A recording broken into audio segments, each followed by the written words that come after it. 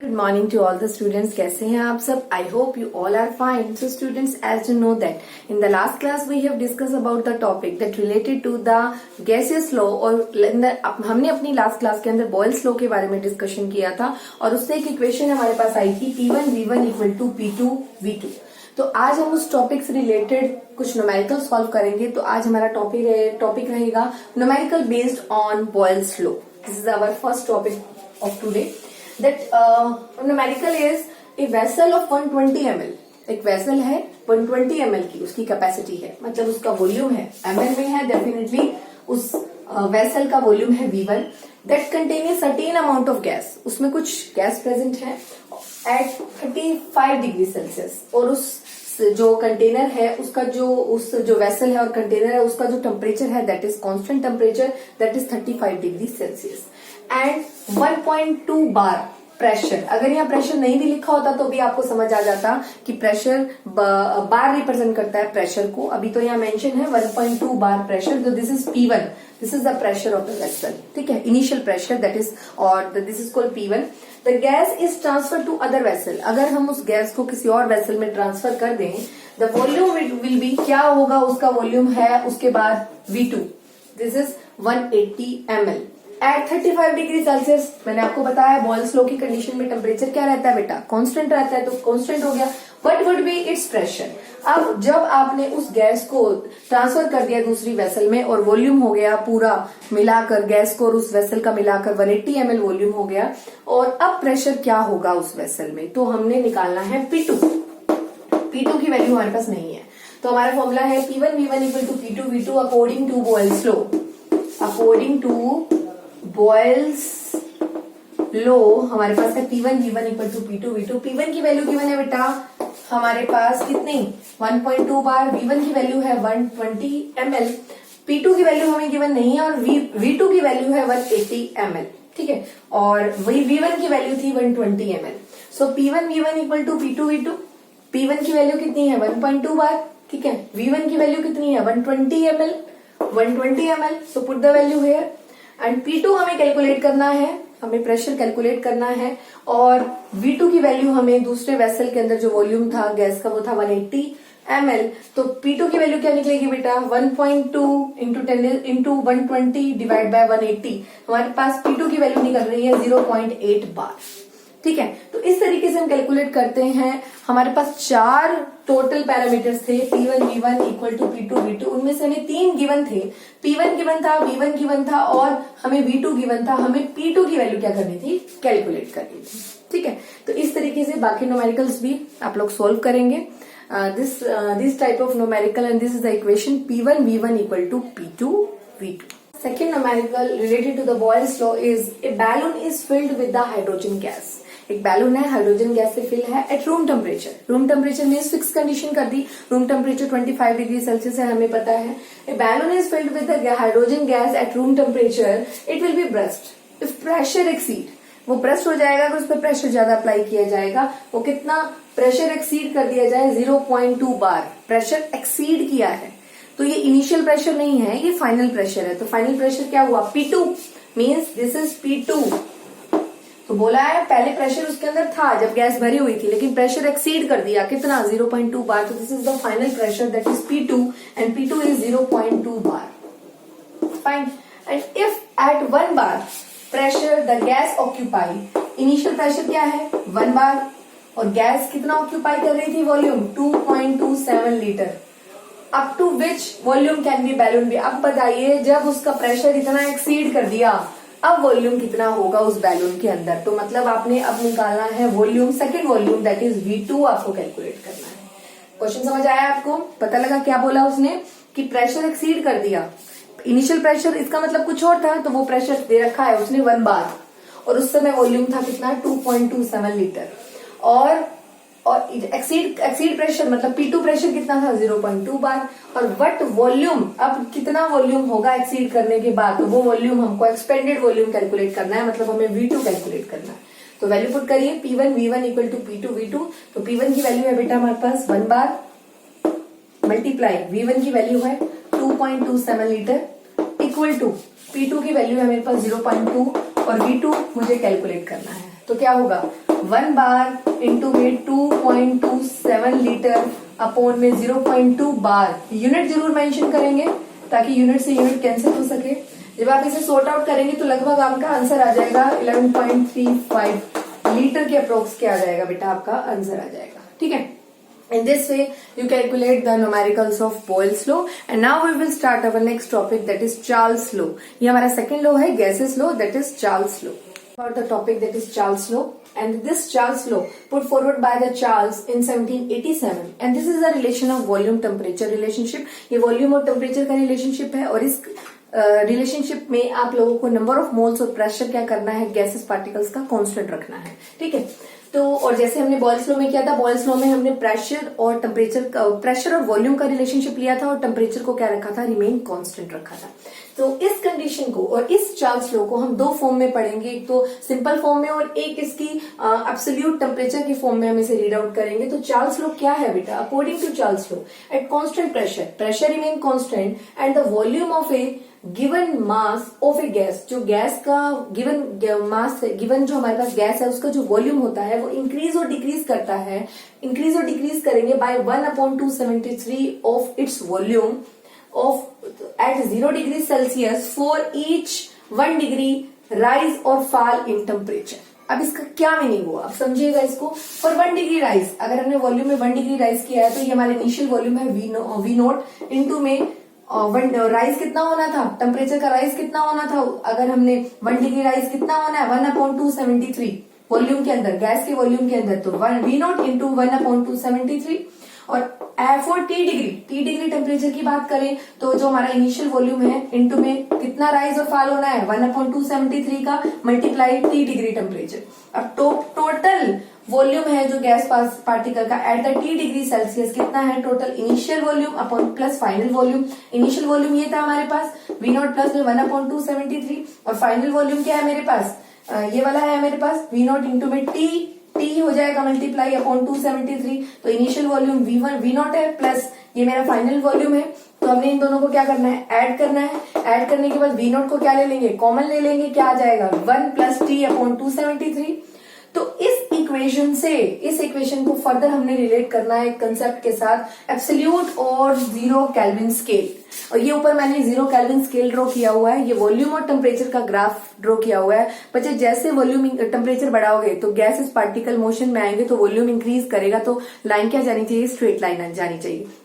But 1 degree और हम बात कर रहे हैं किस पर, एट 0 डिग्री, और हो सकता है 1 डिग्री राइज और फॉलिंग टेम्परेचर की बात हो रही है इस कंसेप्ट के अंदर। तो हम क्या करेंगे, वॉल्यूम इंक्रीज हो रहा है टेम्परेचर के इंक्रीज करने से, ये बात हमें पता है। बट वॉल्यूम को अगर हमने एक्स्ट्रा प्लॉट कर दिया पीछे की तरफ तो हम क्या ऑब्जर्व कर रहे हैं, हम ऑब्जर्व कर रहे हैं कि जो वॉल्यूम होगा वो अल्टीमेटली क्या हो जाएगा, जो हमारे पास यहाँ पर वॉल्यूम रिप्रेजेंट होगा इस कंडीशन के अंदर, अगर हम वॉल्यूम को एक्स्ट्रा प्लॉट करेंगे तो वॉल्यूम क्या हो जाएगा, अप्रोक्स 0 के इक्वल हो जाएगा एट दिस लोएस्ट टेम्परेचर। और ये लोएस्ट टेम्परेचर कितना होगा बेटा, जब डिग्री सेल्सियस में इसको ओवर हमने प्लॉट किया तो वो होगा -273 डिग्री सेल्सियस। और कैल्विन की टर्म में जब डिग्री सेल्सियस में पुट करूं तो कैल्विन की टर्म में वो लगभग हो जाएगा 0 टेम्परेचर, और इसे कंसीडर किया जाएगा lowest temperature. This is also called absolute temperature. ठीक है, और इस टेम्परेचर के बाद जो वॉल्यूम हो जाएगा वो नेगेटिव हो जाएगा, जो कि मीनिंगलेस होता है कि वॉल्यूम कभी भी गैसेस पार्टिकल का नेगेटिव नहीं हो सकता। हाँ, और इस कंडीशन पे जो वॉल्यूम हो जाएगा गैसेस पार्टिकल का अप्रोक्स 0 हो जाएगा। और ये टेम्परेचर क्या है, लोएस्ट टेम्परेचर है, this is called -273 degree Celsius. And when we put the value here, the Kelvin के केस में ये वैल्यू क्या निकल के आएगी, 0 केल्विन। ठीक है, तो इस ग्राफ को इस तरीके से प्लॉट करके देखा गया बाय द चार्ल्स। ठीक है, और this is the relationship between volume and temperature. ठीक है, तो दिस इज द कंसेप्ट। और अब देखिए यहाँ पर अगर मेरे पास टेम्परेचर कितना है, -273 डिग्री सेल्सियस है, और वॉल्यूम मैंने कैलकुलेट करना है, तो वॉल्यूम क्या था मेरा, टोटल वॉल्यूम क्या था, वी नॉट 1 प्लस 273 एलसीएम लेंगे तो क्या हो जाएगा बेटा, टी यहाँ पर क्या पुट कर रहा है हमने, लोएस्ट। जब वॉल्यूम को एक्स्ट्रा प्लॉट करके देखा गया तो वो कहाँ जाके मिला, कौन से टेम्परेचर पे जाके मिला, -273। तो यहाँ पर टी की जगह क्या वैल्यू पुट कर दी मैंने, -273। तो अल्टीमेटली वॉल्यूम क्या निकल गया मेरा, 0। This is the lowest temperature at which volume become 0। ये लोएस्ट टेम्परेचर जब वॉल्यूम 0 हो जाएगा, इसके बाद जो टेम्परेचर होगा, इससे लोएस्ट टेम्परेचर अगर होगा तो वॉल्यूम क्या हो जाएगा, नेगेटिव हो जाएगा, जो कि मीनिंगलेस है। तो this is the concept of Charles. कि at the constant condition of pressure the volume of a given mass of a gas, जो वॉल्यूम है गैसेस पार्टिकल का, इंक्रीज और डिक्रीज हो सकता है बाय कितना इंक्रीज और डिक्रीज हो सकता है वॉल्यूम में 1/273। तो हम जो भी वॉल्यूम होगा हमारा इनिशियल उसको हम 1/273 से मल्टीप्लाई करके चलेंगे of its volume at 0 degree Celsius for each. क्या हो सकता है 0 डिग्री सेल्सियस पर ठीक है, बट 1 डिग्री राइज और फॉल भी हो सकता है टेम्परेचर के अंदर। तो 1 डिग्री पर इतना लिया, T डिग्री पर मल्टीप्लाई T किया, टोटल वॉल्यूम हमने कंसीडर किया, टोटल वॉल्यूम हमारा जो गैसेस का इतना निकला। और अगर हमने वॉल्यूम और टेम्परेचर के ग्राफ को एक्स्ट्रा प्लॉट करके देखा तो टेम्परेचर लोएस्ट टेम्परेचर की वैल्यू कितनी आई -273, और जब तब हमने वॉल्यूम जो हमारी वैल्यू निकली वो क्या निकली 0 निकली। तो this is the lowest temperature at which volume become 0। This is called absolute temperature according to Charles law. अब हम इसी कंसेप्ट को सिंपल तरीके से अगर कंसेप्ट अल्टरनेट फॉर्म में इसको पढ़ना चाहें कि एक्चुअली में चार्ल्स क्या समझाना चाह रहे थे, तो चार्ल्स का कंसेप्ट है बच्चे, according to Charles law when the pressure remain constant, according to Charles law हमें बताना चाह रहे थे when the pressure remain constant at the constant condition of the pressure, at the constant condition of the pressure the volume of a gaseous particle is directly proportional to the temperature। ठीक है, तो the volume of a given mass of a gas is directly proportional to the temperature and pressure remain constant. तो ये समझाना चाह रहे थे Charles हमें कि according to Charles law the at the constant condition of pressure, अगर किसी वेसल में गैसेस पार्टिकल है और प्रेशर क्या है कांस्टेंट है, तो volume of a given mass of a gas is directly proportional to the temperature. ठीक है, ये हमें पता होना चाहिए। ठीक है, मास मींस एम किसके इक्वल होता है, मास अपॉन मोलर मास, तो मतलब नंबर ऑफ मोल्स भी इक्वल है, मास गैस का भी कांस्टेंट है। ठीक है, तो ये बात, और अगर मुझे यही चीज डायरेक्टली प्रोपोर्शनलिटी साइन हटाने के लिए मैं ये रिप्लेस कर सकती हूँ। ठीक है, और यही मुझे अगर बात करनी है इनिशियल वॉल्यूम की गैस की तो V1/T1, फाइनल ये भी K2 के इक्वल, फाइनल वॉल्यूम की बात करनी है तो V2/T2 equal to K2, so both are equal to each other, so V1/T1 equal to V2/T2। This is the relation of Charles law।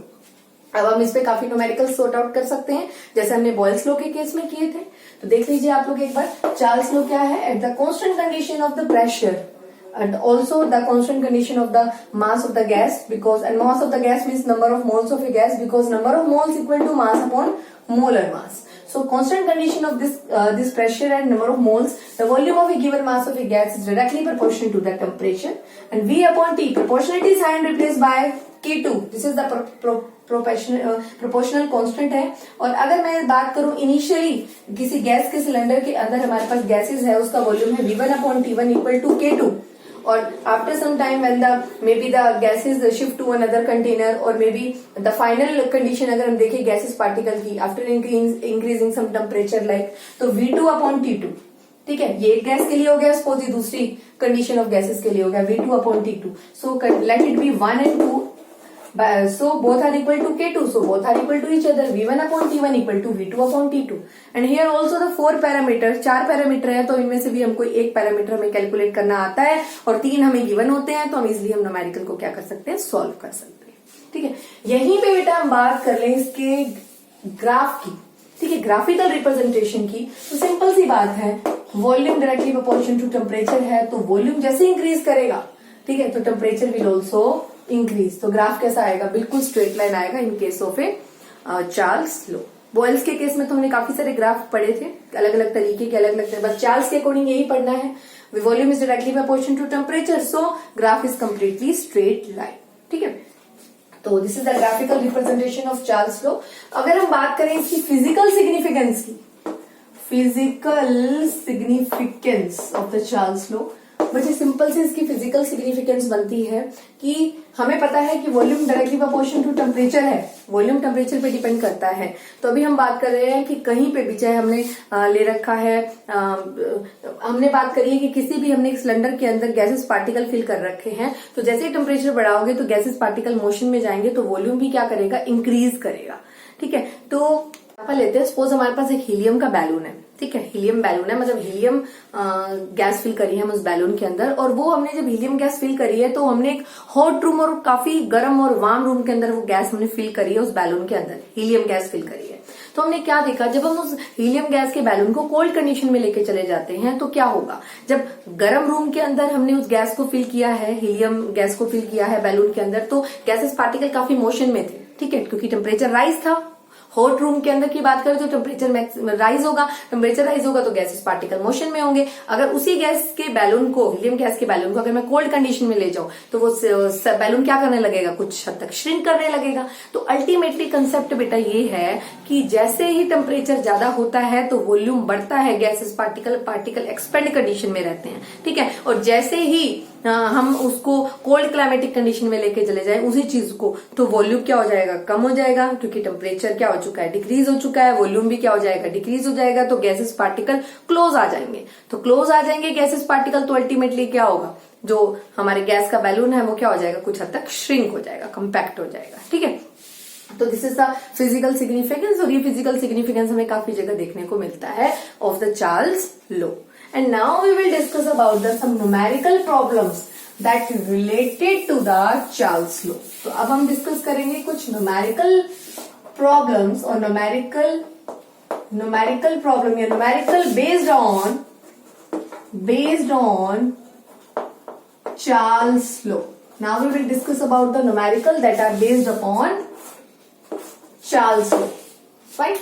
So we will discuss about the numerical based on Charles law. So बच्चे first numerical है, a sample of gas occupies 1.50 liter of at 25 degrees Celsius. If the temperature is raised to 60 degrees Celsius, what is the new volume of the gas of pressure remaining constant? तो हमारे पास एक sample है gas का, उसने occupy कर रखा है 1.50 litre of gas, ठीक है, कंटेनर के अंदर। उस समय उसका टेम्परेचर है 25 डिग्री सेल्सियस, ठीक है। If the temperature is raise to 60 degree Celsius, अगर हमने टेम्परेचर राइज कर दिया उस गैस, जिस भी गैस, जो भी गैस वो उस किसी भी कंटेनर में प्रेजेंट है, अगर वहां का हमने टेम्परेचर राइज कर दिया तो अब वॉल्यूम पे क्या इफेक्ट पड़ेगा, what is the new volume. तो इनिशियल वॉल्यूम से V1 दे रखा है, और जब टेम्परेचर राइज कर दिया तो बाद में फाइनल वॉल्यूम क्या होगा हमारा, V2 हमने कैलकुलेट करना है फर्स्ट न्यूमेरिकल के अंदर, ठीक है। ये मैंने दो न्यूमेरिकल लिखे हैं यहाँ पर। तो V1 की वैल्यू हमें कितनी दे रखी है बेटा, 1.50 लीटर, और V2 की वैल्यू हमें कैलकुलेट करनी है।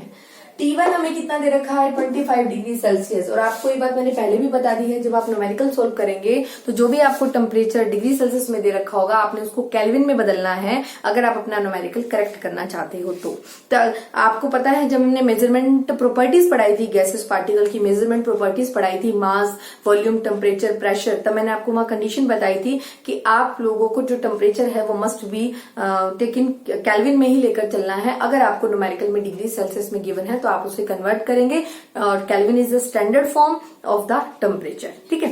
सो हमने क्या किया, 25 डिग्री सेल्सियस हमें टेम्परेचर गिवन था, हमने 273 ऐड कर दिया। We know that Kelvin is equal to 273 plus degree Celsius. तो डिग्री सेल्सियस की वैल्यू हमें गिवन थी, 273 में हमने उसे ऐड किया, केल्विन में हमने उसे कैलकुलेट कर लिया, that is 298 Kelvin. In the same as second temperature हमने कितना लिया, टेम्परेचर जब राइज कर दिया उस वेसल का तो कितना था, 60 degree Celsius. Definitely 60 degree Celsius को भी हमने 273 में ऐड कर दिया, आ गया 330 केल्विन। तो केल्विन में ले लिया हमने दोनों टेम्परेचर को।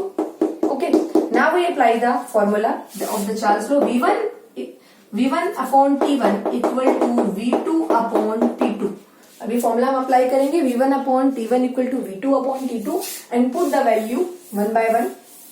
तो V1 की वैल्यू आपके पास गिवन है, और T1 की वैल्यू आपने निकाली है 298, ठीक है, और V2 की वैल्यू आपको गिवन नहीं है, और T2 की वैल्यू आपके पास 330 केल्विन, ठीक है। आप इसे लेके जाएंगे, V2 सॉर्ट आउट करेंगे, 1.50 upon 330 kelvin upon 298 kelvin. Kelvin से केल्विन क्या हो जाएगा, कैंसिल हो जाएगा। V2 की वैल्यू आप क्या करेंगे, कैलकुलेट कर लेंगे।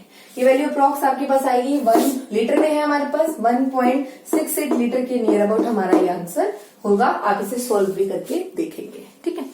नेक्स्ट आ जाता है नेक्स्ट न्यूमेरिकल, और जो ये नेक्स्ट न्यूमेरिकल मैंने लिखा है ये एक टाइप की फिजिकल सिग्निफिकेंस भी बन रही है। तो मैंने आपको एक तो फिजिकल सिग्निफिकेंस बच्चे एक्सप्लेन करी है, कौन सी, हीलियम बैलून वाली, ठीक है। और एक फिजिकल सिग्निफिकेंस आप इस न्यूमेरिकल से भी ले सकते हैं, जैसे on A ship selling on the Pacific ocean, एक शिप सेल कर रहा है पैसिफिक ओशन पे, वेयर द टेम्परेचर, वहां पे टेम्परेचर है 23.4 डिग्री सेल्सियस, और बैलून आपने उस जगह पर फिल किया है इतने टेम्परेचर पे, और कितनी गैस एयर उसमें फिल करी है, 2 लीटर एयर फिल करी है उस बैलून के अंदर इस पर्टिकुलर टेम्परेचर पे, that is 23.4 degree Celsius at the Pacific ocean. ठीक है, what will be the volume, अगर अब हमें वॉल्यूम एक्सप्लेन करना है उसी बैलून का, व्हेन शिप इज रीच, जब शिप कहां पहुंच जाए, इंडियन ओशन पे पहुंच जाए, और इंडियन ओशन पे डेफिनेटली टेम्परेचर राइज होता है, टेम्परेचर कितना हो गया 26.1 डिग्री सेल्सियस। तो यहां से हमें एक फिजिकल सिग्निफिकेंस भी पता लगता है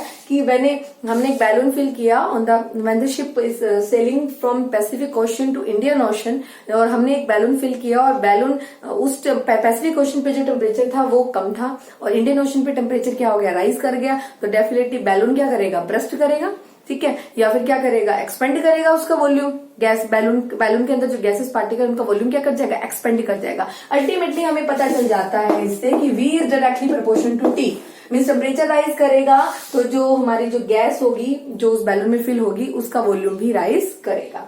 तो अब आइए मुझे बताइए, पैसिफिक ओशन पे टेम्परेचर T1 टेम्परेचर कितना दे रखा है 23.4 डिग्री सेल्सियस, और उस समय वॉल्यूम क्या दे रखा है गैस का, V1 क्या दे रखा है 2 लीटर गैस, और वॉल्यूम हमसे पूछा है मतलब V2 हमसे पूछा है, और उस इंडियन ओशन पे टेम्परेचर क्या दे रखा है 26.1 डिग्री सेल्सियस। तो we apply the numerical, we solve the numerical with the help of a formula. That formula is V1 upon T1 equal to V2 upon T2. So V1 की value हमें given है बच्चे, V1 की value ले लीजिए, यहाँ से कितनी गिवन है 2 लीटर।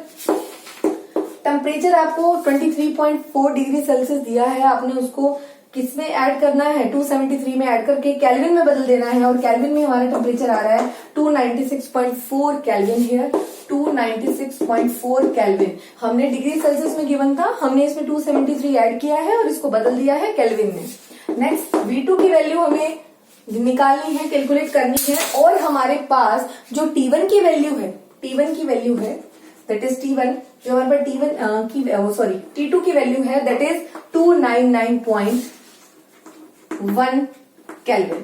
सो आपने V2 की वैल्यू निकालनी है, तो V2 क्या हो जाएगा 2 लीटर मल्टीप्लाई 299.1 केल्विन, इधर लेके जाइए 296.4 केल्विन, केल्विन से केल्विन कैंसिल होगा, वॉल्यूम निकलेगा, वॉल्यूम डेफिनेटली लीटर में ही कैलकुलेट आएगा, और ये वैल्यू अप्रोक्स आप लोगों का 2.018 लीटर के अप्रोक्स आंसर आएगा। आप इसका कैलकुलेट भी करके खुद से देखेंगे। ठीक है, तो ये कैलकुलेशन थोड़ी सी सपोज बड़ी कैलकुलेशन है, बट आप इनको आराम से इनको सॉल्व भी करके देखेंगे, तभी हमारा न्यूमेरिकल करने का फायदा है। ठीक है, तो आज हमने एक तो चार्ल्स लॉ के न्यूमेरिकल देखे हैं, V1 upon T1 equal to V2 upon T2, और एक हमने न्यूमेरिकल देखे थे बॉयल्स लॉ का V1 equal to P2 V2। ये न्यूमेरिकल्स थे हमारे बॉयल्स लॉ के, और ये न्यूमेरिकल्स के लिए इक्वेशन थी चार्ल्स लॉ, और this equation for Boyle's law.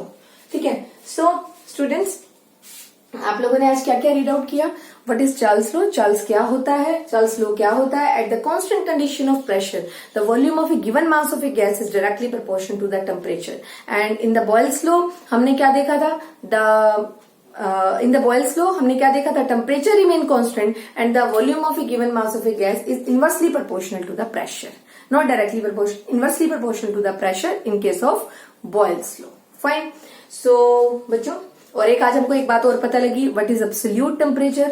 It is that temperature at which volume is 0 and this is the lowest temperature, that temperature is minus 273 degree Celsius. ठीक है, और आपने ग्राफ देखा, वॉल्यूम और टेम्परेचर के बीच में बिल्कुल स्ट्रेट लाइन ग्राफ बनता है because both are directly proportional to each other. और आपने फिजिकल सिग्निफिकेंस देखी कि वॉल्यूम जैसे ही आप टेम्परेचर एक्सपेंड करेंगे गैसेस पार्टिकल्स का, तो वैसे ही वॉल्यूम भी एक्सपेंड होगा। और बैलून की बात करें तो टेम्परेचर जितना राइज करेंगे, अगर उस बैलून जो गैस है वो बैलून में अगर फिल है तो बैलून क्या हो सकता है, एक्सपेंड भी हो सकता है। ठीक है, ब्रस्ट भी हो सकता है। ठीक है, इतना आप लोगों को पता लगा, न्यूमेरिकल्स आप लोगों को पता लगे, 2 इक्वेशंस पता लगी। In the next class we will discuss about our another law, 1 by 1 करके हम एक एक करके सभी गैसेस लॉ के बारे में डिस्कस कर रहे हैं। तो अपनी अगली क्लास में हम फर्दर जो लॉज हैं उनके बारे में डिस्कस करेंगे। सो आज के लिए इतना ही। Do your work in a neat and clean way and regularly.